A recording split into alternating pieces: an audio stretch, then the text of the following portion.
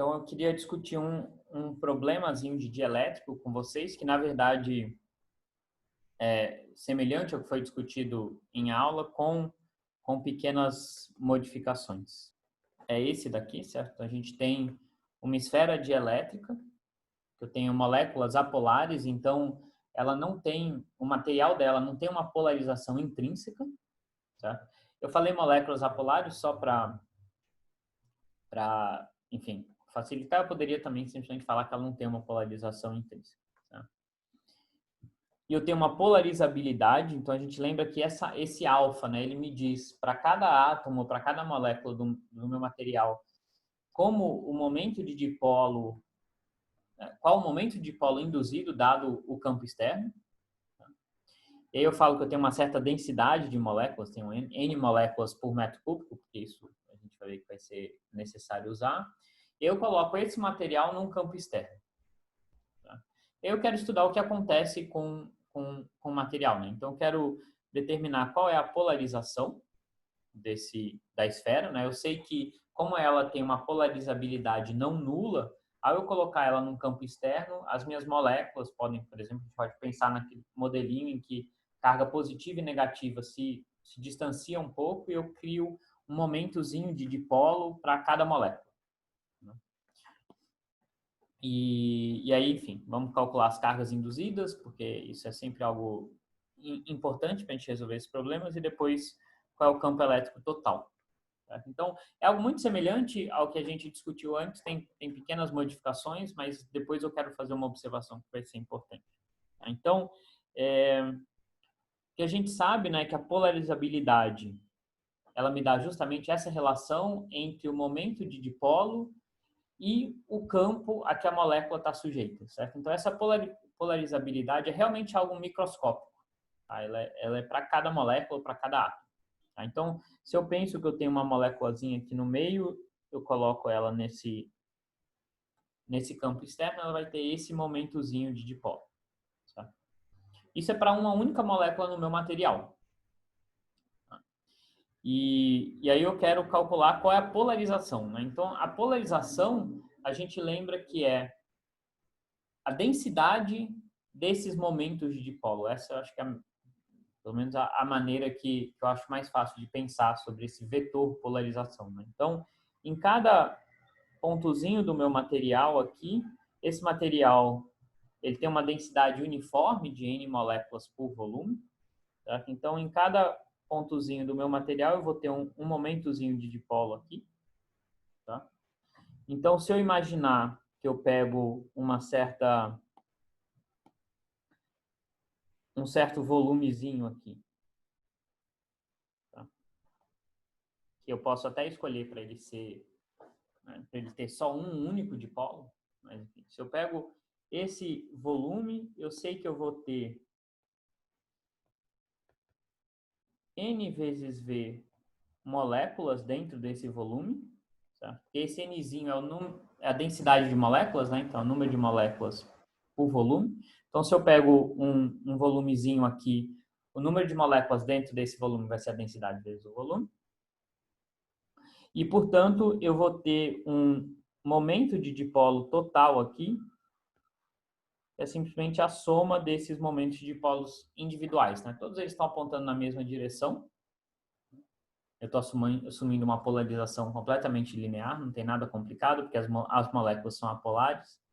Então, se eu tenho um volumezinho, o momento de dipolo total vai ser a soma de todos os momentos de dipolo que estão dentro desse volume. Né? Todas as moléculas estão dentro desse volume e estão todos alinhados, então é simplesmente uma soma vetorial trivial. Né? Vai ser N vezes o dipolo de cada molécula.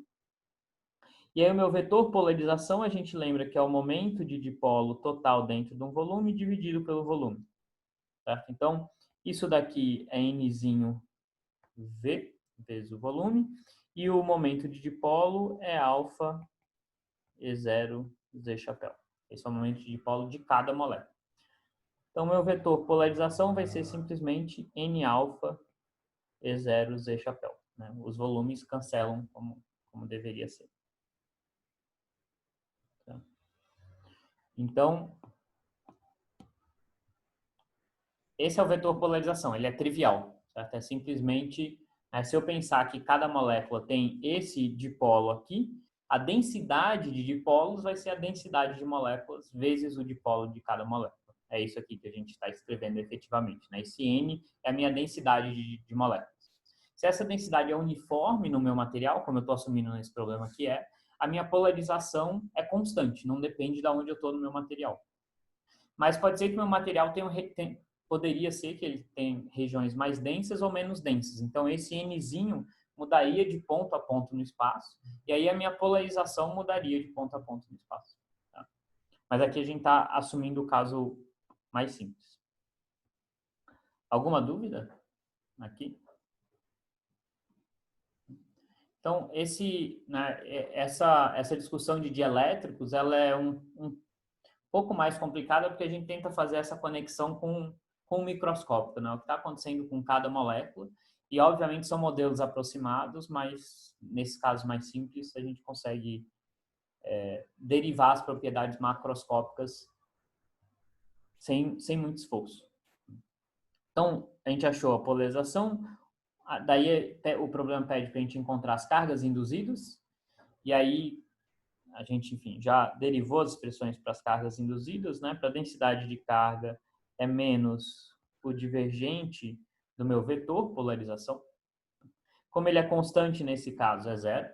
Né? De novo, se essa densidade de moléculas aqui mudasse ao longo do meu material, esse divergente não seria zero. Eu teria uma densidade de cargas aqui dentro. Mas nesse caso eu não tenho.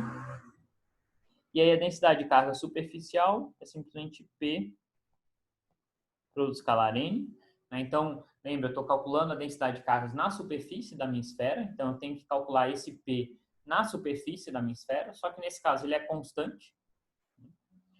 E esse vetor Nzinho é aquele vetor normal à minha superfície. Certo? Então, é o meu vetor R chapéu. E aí, quando eu faço esse produto escalar, então isso vai ser P produto escalar com R chapéu. Isso vai me dar N alfa é zero, produto escalar de Z com R, que é cosseno θ. Então, de novo, a gente chega numa densidade, a gente já tinha visto um exemplo muito parecido, numa densidade de carga que depende de θ. Então, ela é positiva lá em cima, negativa embaixo, e ela vai diminuindo, ela zera quando θ é 90 graus, depois fica negativo. E a gente poder, né? Então agora eu quero calcular qual é o campo elétrico total em todo o espaço. Certo? Então o meu campo elétrico total vai ser o campo elétrico gerado pelo campo externo, mais o campo elétrico gerado pela polarização do meu dipolo. Do meu dipolo não, do meu dielétrico. Tá? Então eu tenho que somar esses dois campos, então eu preciso calcular qual é o campo elétrico gerado por essa polarização. E a gente viu que basta, né, eu considerar as cargas induzidas. Né? Na verdade, o campo elétrico é gerado por cargas e uma polarização gera cargas induzidas. Então, nesse problema, eu tenho zero carga aqui dentro, a minha densidade volumétrica de carga é zero, e tenho uma densidade superficial na casca. E aí, eu poderia calcular o campo elétrico, mas em geral é mais fácil calcular o potencial elétrico. Às vezes não, às vezes a gente pode aplicar a lei de Gauss, mas aqui a gente não pode aplicar a lei de Gauss para calcular o campo elétrico, porque a minha densidade de carga depende de θ, eu não tenho uma simetria esférica. Na verdade, a gente já viu a solução desse problema, né? O meu campo ele não vai ser radial sempre, né? Ele vai fazer essas curvaturas aqui. Então, ele não é radial, eu não posso assumir que ele é esfericamente simétrico, então eu não posso aplicar a lei de Gauss. Então, uma das alternativas é eu calcular o meu potencial elétrico. Tá?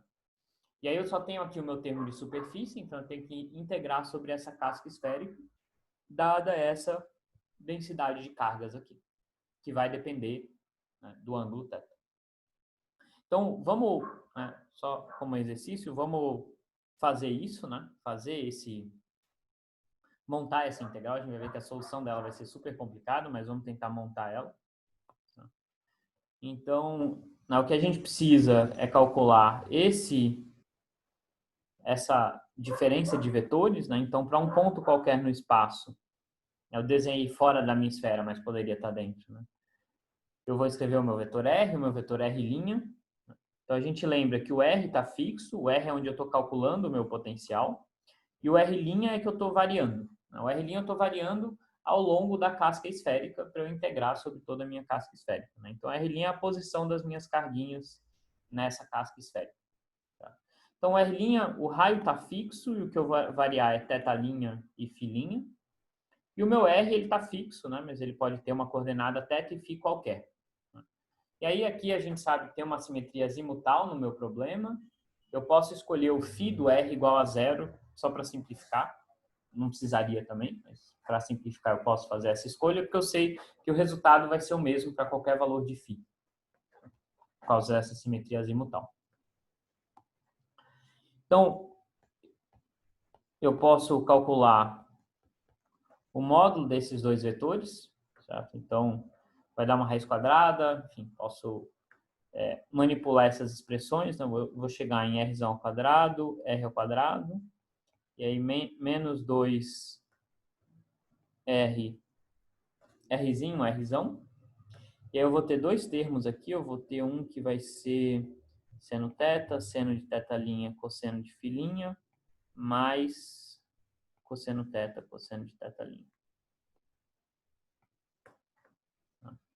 Então, vou ter essa expressão complicada, e aí eu posso jogar isso no meu potencial, né? Deixa eu só escrever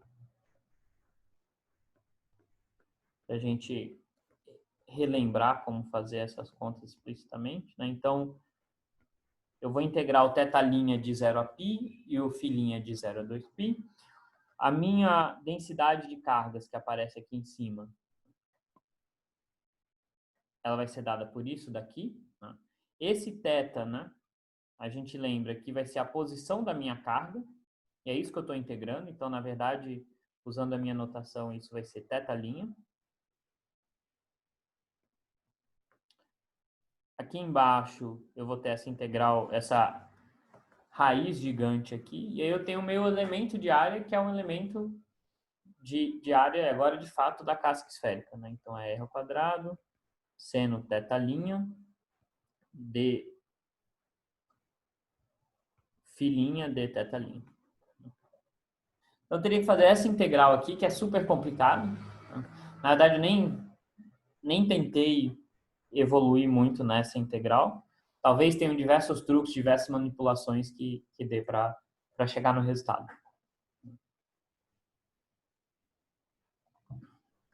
Mas a gente viu uma outra maneira de resolver esse mesmo exato problema. Que outra maneira era essa?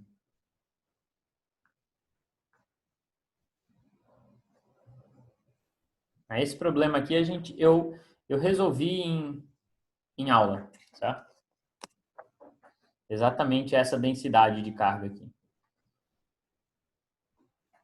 Como é que eu fiz em aula para resolver esse problema? Eu não resolvi essa integral aqui, né? Essa integral é trabalhosa demais. Como é que eu fiz?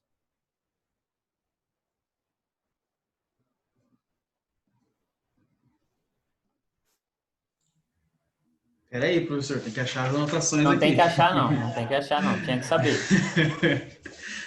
Se eu tenho essa densidade de cargas, certo? Como é que a gente pode encontrar o campo elétrico, né? Ou o potencial elétrico? A gente não tem muitas opções, né? Para o campo elétrico, a gente pode usar a lei de Gauss ou integrar diretamente, dada a densidade de carga, uma integral desse tipo. Para o potencial, eu posso fazer uma integral desse tipo aqui, ou se eu conheço o campo elétrico, eu posso calcular integrar o campo elétrico de um ponto a outro no espaço. Essas são as duas maneiras que a gente viu lá, né, até a P1. Tá? E aí, depois, que outros métodos que a gente viu para determinar o potencial?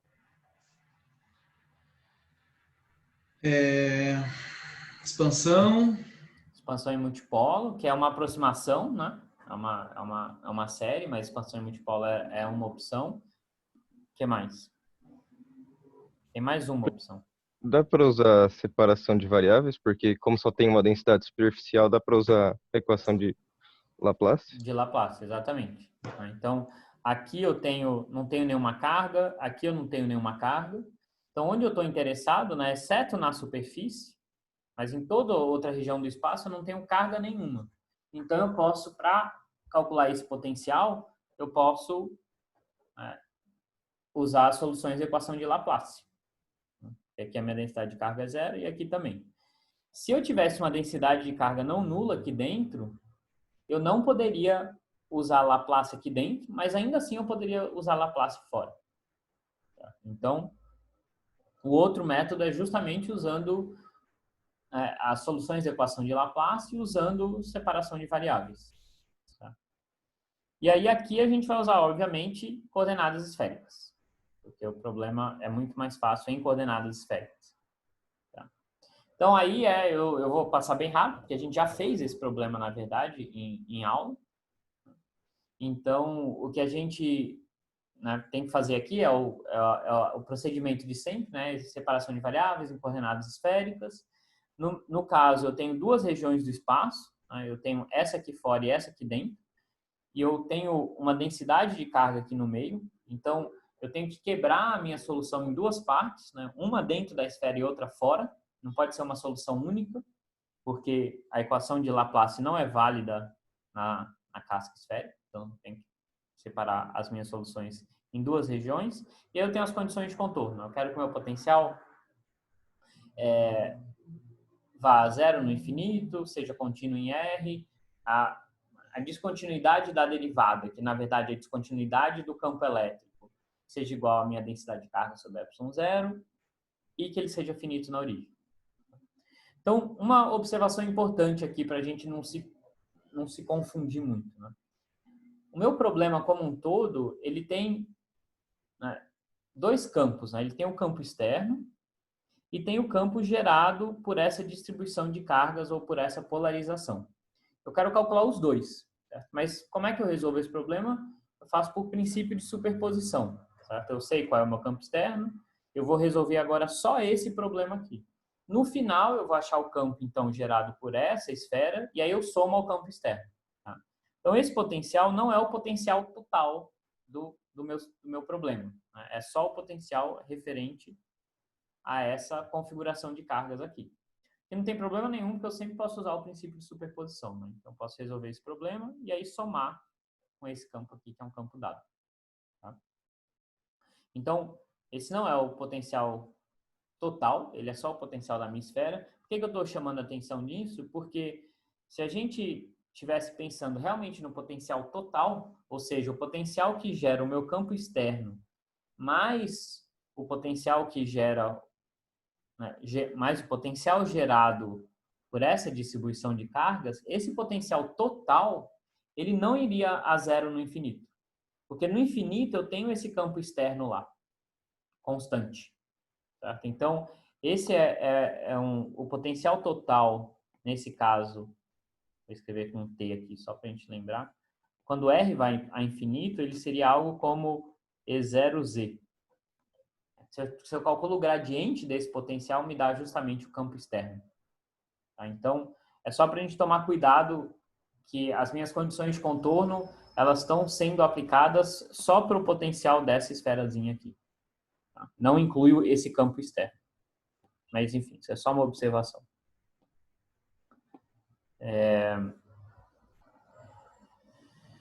Então, eu tenho essas condições de contorno, contínuo, derivada, finito. Aí, a gente sabe que em coordenadas esféricas, a minha solução geral é desse tipo aqui. E aí, eu tenho duas regiões do espaço, onde eu tenho que dividir o meu potencial. Então, uma é fora da minha esfera. E aí, aqui eu vou querer que o meu potencial vá a zero no infinito, certo? Então, eu vou querer que esses A's sejam zeros, senão ele vai divergir no infinito. Então, aqui fora ele vai ser simplesmente o BL, RL mais 1 sobre PL. Então, os AL são zero aqui fora. E dentro, eu quero que ele seja finito na origem. Então, como esses termos aqui divergem na origem, eu vou escolher os meus BL como 0 para eles serem finitos na origem. Tá? Só uma observação aqui, né? Eu escrevo dessa maneira, mas o correto mesmo seria, por exemplo, escrever um tio aqui, né? Então, o correto mesmo seria escrever que dentro, nesse caso não faz diferença, mas dentro da minha esfera eu tenho outros 2 coeficientes, que não tem nada a ver, em princípio, com os coeficientes aqui fora. E aí eu posso escolher eles arbitrariamente. Então, aqui eu posso escolher esse como 0. Tá? Né, para deixar a notação mais compacta, eu uso a mesma letra que eu escrevi aqui. Né? Mas a ideia é que eu tenho 4 coeficientes, né? 2 para dentro e 2 para fora. E só tem um que é não nulo em cada uma dessas regiões. Então, essas são as soluções dentro e fora, e aí eu vou aplicar as condições de contorno. Certo? Então, primeiro a continuidade. Então, agora a gente pode até simplificar, né? Eu fiz um cálculo mais complicado aqui, mas agora a gente já sabe que esses polinômios são ortogonais, ou seja, eles são linearmente independentes. Então, se eu comparo o coeficiente de um polinômio com o coeficiente do mesmo polinômio, nessa somatória, os coeficientes têm que ser iguais. Então, usando essa ortogonalidade, eu já posso ler direto que esse AL tem que ser igual a BL R2L mais 1. Então, esse R eu passei para cá e eu achei a solução para esses coeficientes. E aí, a única coisa que falta bom, tá aqui a solução, na verdade. E aí o que falta é impor essa condição de contorno, né, que é o campo elétrico ortogonal à superfície, ele tem uma descontinuidade correspondente à minha densidade de cargas. O campo elétrico normal à superfície é justamente dVdr, na verdade, menos dVdr. E a gente impõe isso daqui. Eu tenho que calcular o campo fora. Tenho que calcular o campo fora menos o campo dentro. Então, tem aquela descontinuidade. Aqui vai ser o V1, vai ser o V2.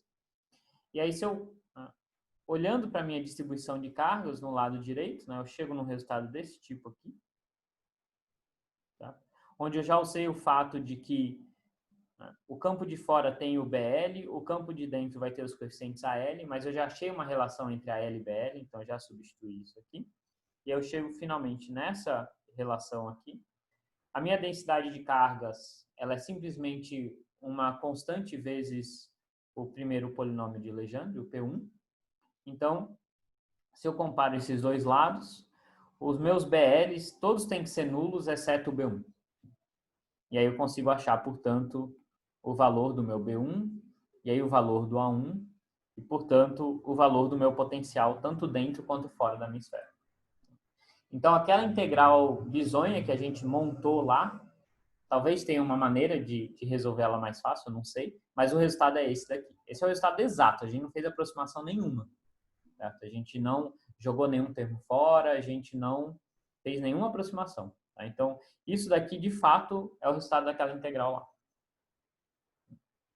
E aí eu posso, obviamente, calcular o campo elétrico, tirando o gradiente do potencial, e vai me dar essa expressãozinha aqui. Então, o meu potencial agora ele não é tão simples, porque ele depende de R e de θ. Então, o gradiente vai ter essas duas derivadas aqui, e aí eu manipulo, eu chego nessas expressões. Então, dentro da minha esfera, eu tenho um campo constante na direção Z, e fora é tipo um campo de dipolo.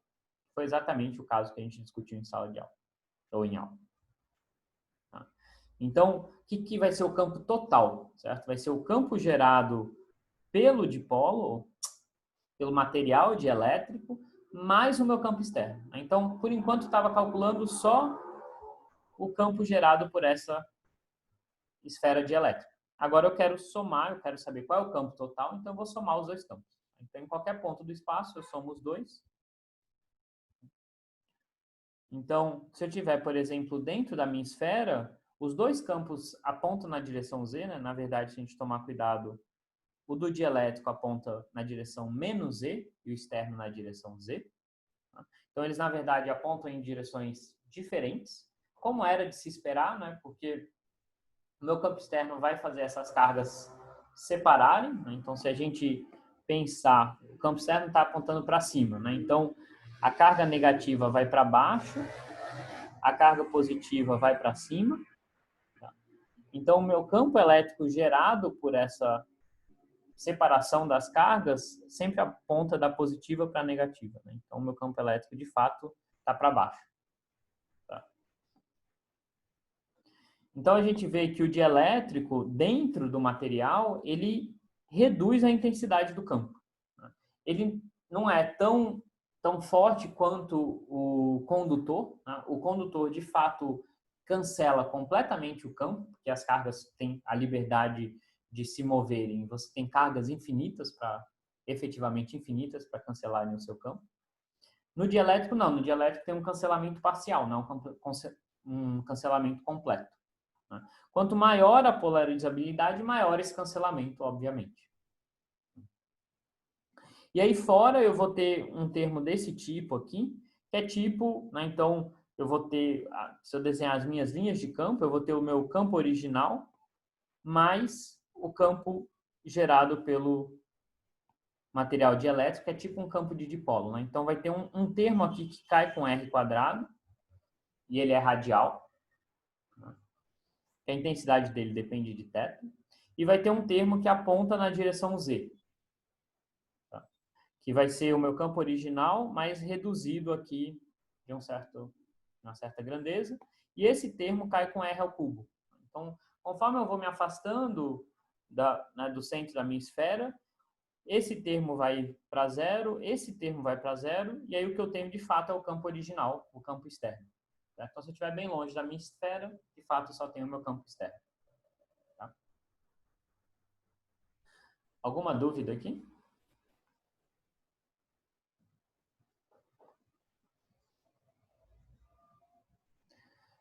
Tá tudo claro?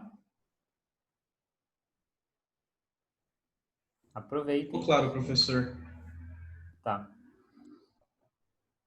Então, eu passei meio rápido, se vocês quiserem eu volto a um ponto específico, mas porque a gente já tinha discutido a maioria dessas coisas. Então, agora eu vou falar para vocês por que está errado esse resultado. Tá? Então, na verdade, esse resultado ele está correto se essa polarizabilidade do meu material for pequena.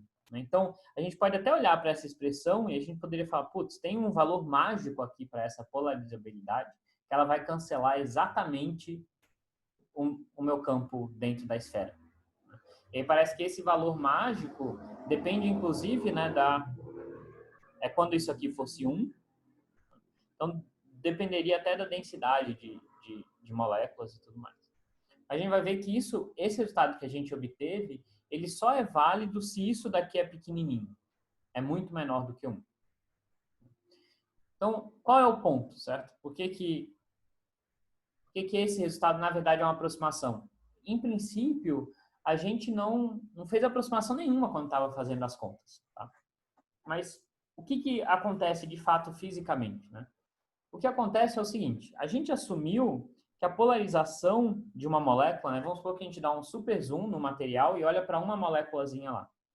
A gente assumiu que a polarização dela é gerada por esse campo externo e a relação entre o momento de dipolo induzido e o campo externo é justamente essa constante de polarizabilidade aqui.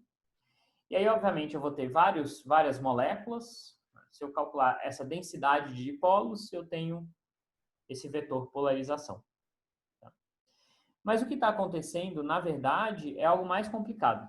Tá? Por quê? Porque se eu olhar para essa molécula, deixa eu ter um desenhozinho melhor. Vamos agora, né, focar nessa molécula aqui. Que campo que ela está vendo? Certo? Ela vai estar vendo o campo externo, mais o campo gerado pelas outras moléculas. A gente viu que a polarização gera um campo elétrico. A gente acabou de calcular esse campo elétrico gerado por essa polarização. Né? No caso, né, dentro da minha esfera, o campo elétrico é esse daqui, gerado pela minha polarização. Tá? Então, o que acontece? Se eu olhar para uma moléculazinha aqui, ela vai estar vendo o campo externo mais esse campo gerado pelas moléculas ao redor dela, ou por todo o material ao redor dela. Então, se eu pensar que eu tenho aquela distribuição de cargas, essa distribuição de cargas ela vai se alargar não só devido ao campo externo, mas também devido ao campo gerado pelas moléculas ao redor. Tá? Então, a expressão correta seria que, né, a expressão de fato correta é que o momento de dipolo induzido ele vai ser proporcional ao campo total que essas cargas sentem, obviamente. A carga não tem como saber se o campo que ela está sentindo veio de um campo externo ou das moléculas vizinhas. É o campo total que ela sente, que é o campo externo mais o campo gerado pelo material dielétrico. E aí, se esse alfa é pequenininho, a gente viu que esse campo gerado pelo material dielétrico, ele obviamente é proporcional a essa polarizabilidade, né? Se o material não é polarizável, esse campo sempre vai ser zero, mas ele vai ser proporcional a essa polarizabilidade. Então, isso daqui, ele vai ser de ordem alfa, esse campo induzido pela polarização. Como a gente viu aqui de fato, né? A gente calculou isso e viu que ele de fato é proporcional a alfa. Então, se alfa é bem pequenininho, esse termo aqui, esse alfa vezes esse alfa, vai me dar um alfa ao quadrado, um termo de ordem alfa ao quadrado, e aí eu posso desprezar o campo das moléculas vizinhas. Ou seja, para essa molécula aqui, o campo que domina é o campo externo, porque o campo das outras moléculas é muito menor do que o campo externo. Então, essa foi a aproximação que a gente fez para chegar no resultado anterior sem nem pensar. A gente partiu daqui, mas, na verdade, a gente está assumindo que essa polarizabilidade é pequena. Ou seja, o campo gerado pelas moléculas, ele é muito menor do que o externo, então eu posso desprezar esse campo gerado pelas moléculas quando eu analisar uma moléculazinha aqui e posso considerar só o campo externo.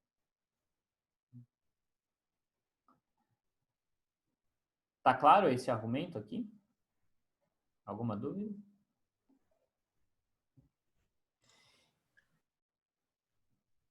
Tá. Então, o que a gente vai fazer? A gente vai agora considerar o que acontece se esse alfa não for tão pequeno.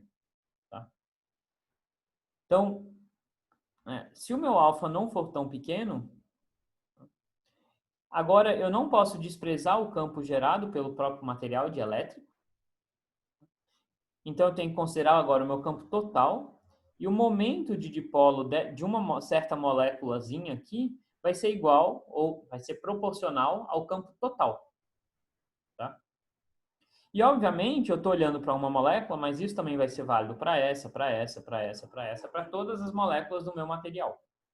Então, todas elas vão ser polarizadas ou vão ter um momento de dipolo gerado pelo campo total na posição delas. Tá?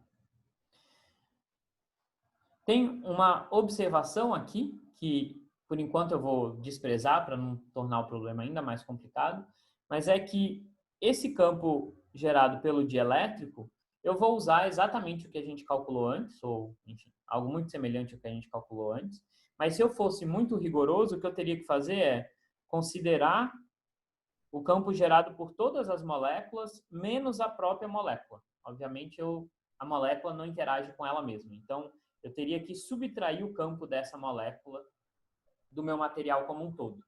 Mas se eu tenho, o campo de uma molécula contribui pouco individualmente para o campo total, então a minha aproximação é que se eu retirar o campo da própria molécula, isso não vai fazer tanta diferença. Então, essa é uma aproximação que eu vou fazer, e aí eu vou considerar que o campo que ela sente é o campo do dielétrico como um todo, sem subtrair a contribuição dela. Então, o que está acontecendo efetivamente? Né? Então, para cada molécula, ela vai responder ao campo total.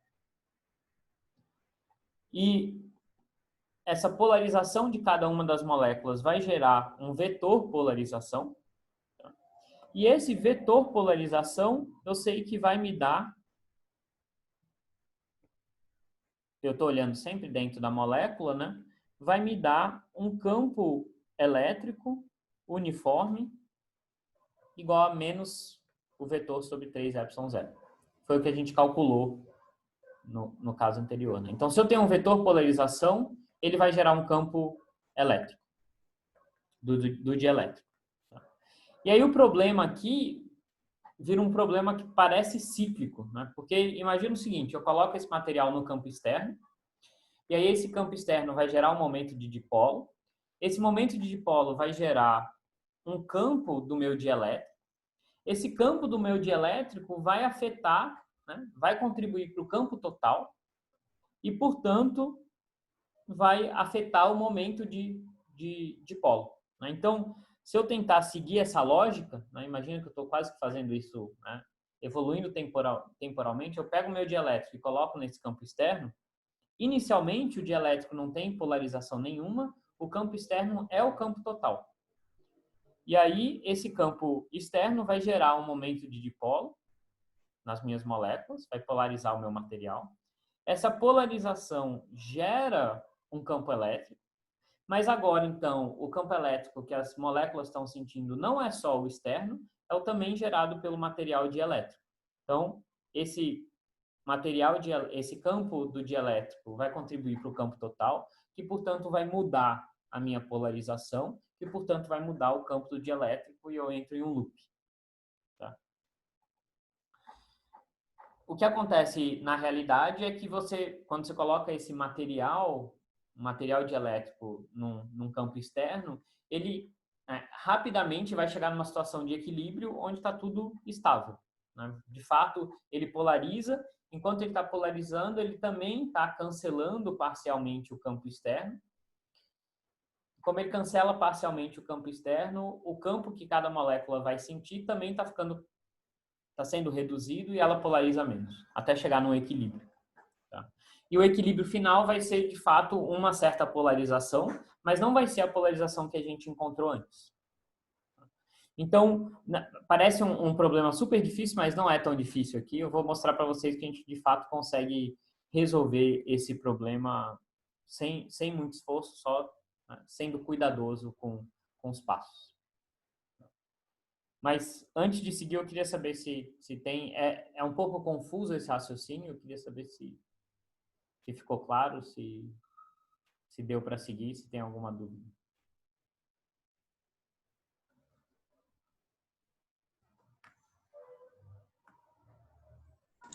Não, ficou claro, professor. Parece muito quando a gente está falando de capacitor, só que no caso o campo elétrico dentro, vamos supor, entre as placas, naquele caso ele vai ser nulo, só que nesse caso não, porque ele não vai ter tanta força das cargas nas extremidades, né? A minha carga induzida aqui vai ser menor, né? Mas o ponto aqui é esse efeito cíclico, porque no capacitor você simplesmente tem... deixa eu pensar se teria uma analogia. Em geral, você joga cargas nessas placas e você assume que as placas estão suficientemente longe, então o campo elétrico vai ser o campo elétrico das placas. Se você, na verdade, no capacitor aproximar os capacitores, a carga de um capacitor poderia induzir uma carga no outro. Aí seria um pouco mais complicado, talvez mais parecido com esse problema.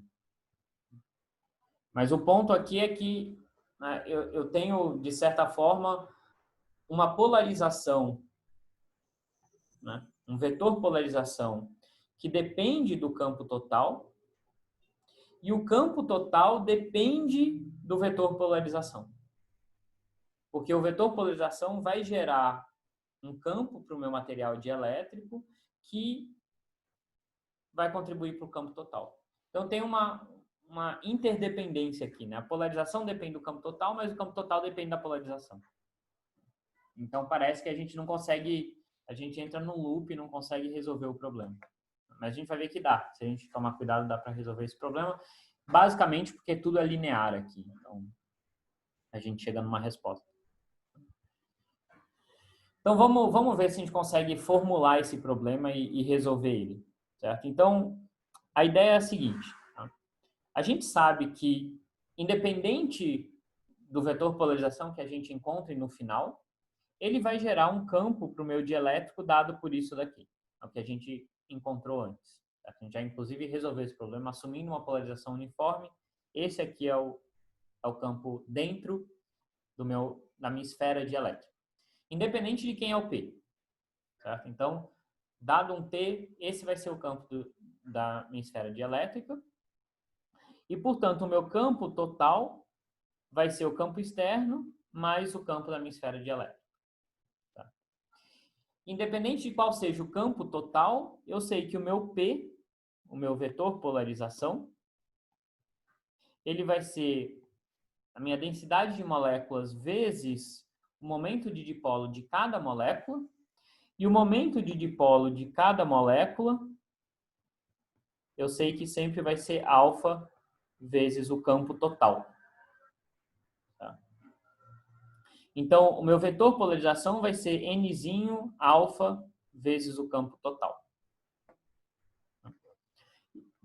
Essas equações estão sempre corretas. Eu não fiz aproximação nenhuma aqui, né? A única coisa que eu usei é que, dado um vetor polarização, esse é o campo induzido, e dado um campo total, é esse daqui, esse é o vetor polarização. Então, eu posso escrever a seguinte equação, tá? Deixa eu usar isso daqui. Eu posso escrever o seguinte. Bom, do lado esquerdo eu tenho o meu vetor polarização, do lado direito eu tenho N-alfa, e agora eu sei que, dado um vetor polarização, o campo do dielétrico é isso daqui. Então, eu vou substituir isso no lado direito dessa equação, mais o meu campo externo. E aí agora eu posso resolver isso para o meu vetor polarização. Certo? Eu posso saber qual é o valor do vetor polarização que faz essa equação ser consistente. Então, se a gente fizer isso, eu vou chegar aqui, né? Então, eu vou passar esse termo para o lado de cá. Então, eu vou ter P1 mais N-alfa sobre 3ε0. Do lado direito vai sobrar N-alfa e externo. Então, o meu vetor polarização, ele vai ser igual a N-alfa dividido por 1 mais N-alfa sobre 3ε0 vezes o meu campo externo. Então, a gente vê que o que a gente tinha assumido antes, né? Então, a gente vê que, de fato, a gente consegue, né, dado o meu campo externo, qual vai ser o vetor polarização, e aqui eu já estou incluindo, né, quando eu obtive esse resultado, eu já estou incluindo que o vetor polarização, na verdade, vai sentir o campo total. Se ele sentisse só o campo externo, ele seria simplesmente N-alfa vezes o campo externo. Isso é válido, a gente comparando as duas expressões, a gente vê que isso é válido se N-alfa for muito menor que 1, né? Ou N-alfa sobre 3ε0 for muito menor que 1, de tal forma que eu posso desprezar esse termo. Desprezar esse termo significa desprezar o efeito do campo do dielétrico na polarização do meu material. Seria considerar só o efeito do campo externo. Então, essa correção aqui aparece justamente porque o meu campo externo é parcialmente cancelado pelo campo do dielétrico. Então, a molécula que ela vai sentir já é esse campo parcialmente blindado. Então, isso aqui vem justamente desse efeito de blindagem. Então, se eu achei o vetor polarização, eu consigo calcular qual é o campo do dielétrico. A gente viu que isso tem que ser menos P sobre 3ε0. Então, isso vai ser menos N-alfa dividido por 3ε0 sobre esse fator aqui, 1 mais N-alfa sobre 3ε0 vezes o campo externo. E aí o que eu queria achar era o campo total agora, né? Em geral, experimentalmente, o que a gente consegue medir é sempre o campo total, né? A gente não consegue separar um campo do outro. Tá? Então, em muitos casos, o que a gente está interessado é qual é o campo total, que dentro da minha esfera, né? Tudo isso eu estou considerando dentro da minha esfera, vai ser o campo externo mais o campo do dielétrico. Então, efetivamente, eu tenho que pegar isso daqui e somar com o campo externo. Se eu fizer essa conta, é só álgebra, tá? Eu chego nesse resultado aqui, 1 mais N alfa sobre 3 ε0 vezes o campo externo.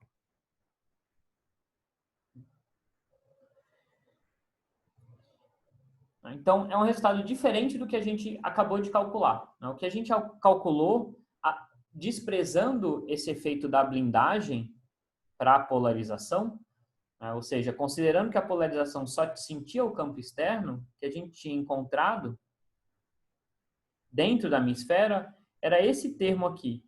Isso aqui é o campo externo, menos a blindagem. Tá? Agora, o que a gente encontra é algo um pouco diferente. É essa razão aqui vezes o campo externo. Né? Lembrando que o campo externo é E0 Z chapéu. Então, eu chego nessa expressão aqui para o meu campo total, que de fato é diferente do que a gente tinha encontrado antes. Mas ainda assim, eu posso fazer a aproximação de que esse N-alfa é pequenininho, e eu vou expandir essa razão, certo? Essa fração. Se eu expandir essa fração para N-alfa pequenininho, né? Quando o N-alfa for 0, isso vai dar 1. Então, o termo de primeira ordem é 1. O próximo termo vai me dar menos N-alfa sobre 3ε0 vezes E0 Z chapéu. Então, se N-alfa de fato é bem pequenininho, tá certo aquela aproximação que a gente fez. Esse aqui é justamente o resultado que a gente tinha encontrado antes. Mas se o N-alfa não é tão desprezível assim, a blindagem correta é essa daqui. É algo mais complicado. Tá? Então, eu fiz essa discussão. Nesse caso específico, que é mais simples da gente calcular, a gente consegue entender as coisas com um pouco mais de detalhe, mas nas aulas da semana que vem a gente vai de fato ver que a gente tem que incluir esse efeito da polarização e aí como é que a gente lida com os problemas, incluindo esse efeito de polarização. Como é que a gente encontra um campo total efetivo, dado que a polarização depende do próprio campo total. A gente vai resolver um problema, né, a lógica vai ser semelhante, mas não vai ser para uma esfera dielétrica, vai ser para um problema qualquer, tá? Para um dielétrico qualquer, ou um meio dielétrico qualquer.